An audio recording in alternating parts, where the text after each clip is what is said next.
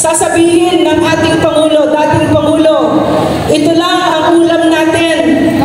Piniritong isda, meron tayong sabaw, meron tayong dessert, meron tayong prutas.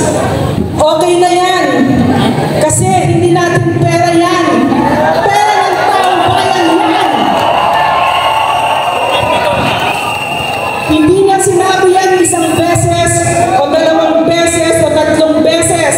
Araw-araw na ginawa ng Diyos dun sa 6 na taon na naglingkod ako nung siya ay presidente.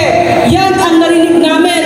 Ito ang itinuro ng aming Pangulo sa amin. 2 utos lang. Number 1, paulit-ulit ito.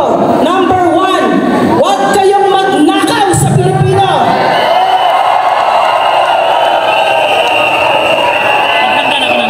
Number 2, magsilbi kayo ng maayos sa Pilipino.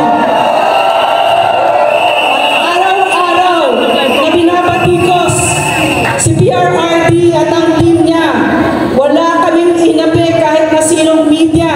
At paulit-ulit narinig namin kay President Duterte, magtrabaho lang tayo. So, ito yung nakikita ko ngayon, ang malaking problema sa Pilipinas. Ang mga nakaupo ngayon, walang kahihiyan sa Pilipino, walang kapasidad, mahiya, harapan, garapalan, kung magnakaw.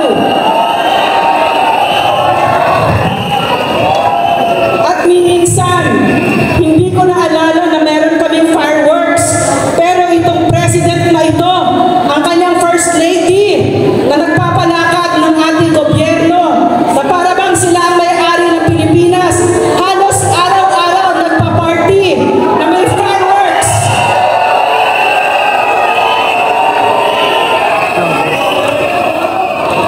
At kung hindi niyo pa alam, ang nakapalibot sa Malacanang ay slum areas, mga kababayan natin na mga pinakamahihirap dito.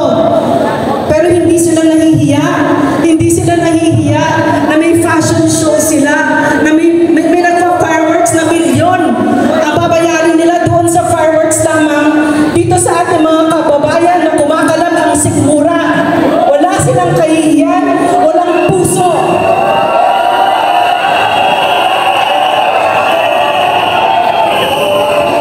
At nung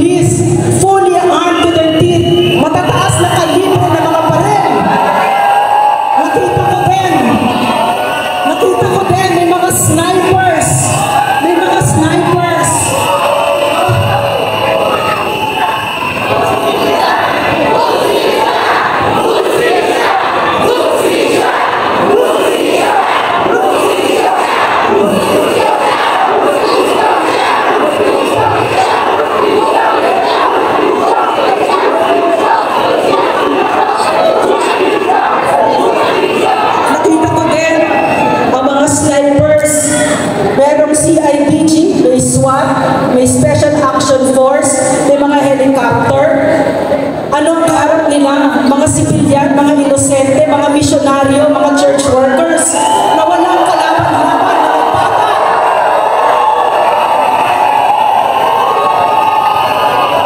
At ang nakakagalit dito, narinig ko ang press conference ng PNP at binaliktad pa nila ang nangyari.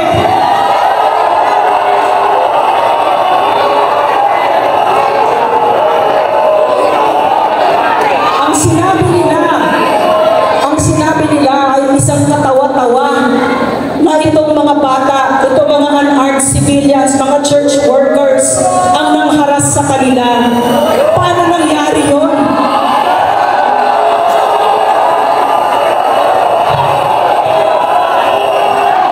So, dito ko natutunan, napakahalaga ng leader.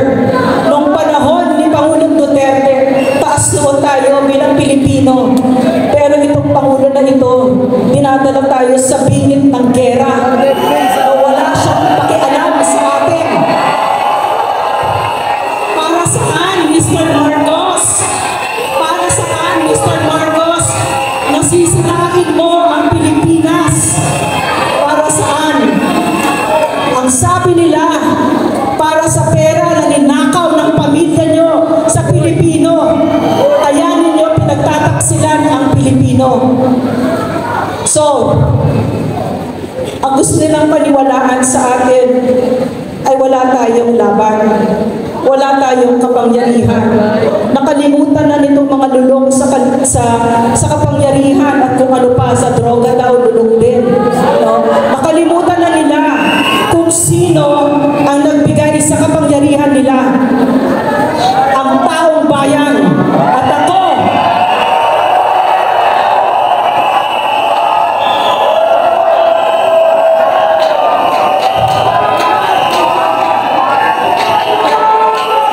yes. So, at ako nakita ko yun. Kahit kailan pupusta ako sa Pilipino, tama si PRRD, tama si Pangulong Duterte, hindi kilala ng mga ito kung ano at sino ang Pilipino.